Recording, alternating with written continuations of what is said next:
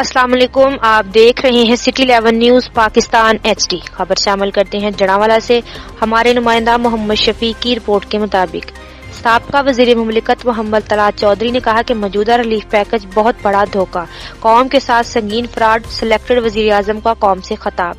जालिम बेहिस हुकूमत ने गरीब अवाम पर एक बार फिर पेट्रोल बम गिरा दिया। मरी हुई अवाम को एक बार फिर जिंदा दरगो करने के लिए महंगाई कर दी, जिसकी जितनी भी मजम्मत की जाए कम है।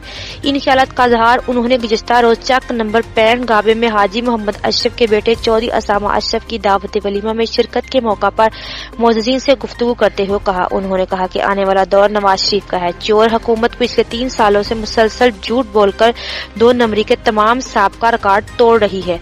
अवाम को महंगाई का एक और तड़का।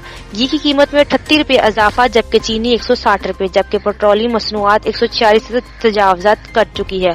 रोज बरोज हुकूमती नाअहली और नालायकी माशी टीम की कारस्तानियों की वजह से बिजली की कीमतों में बेहद इजाफा। मुल्की माशियत का पहिया जाम हो चुका है।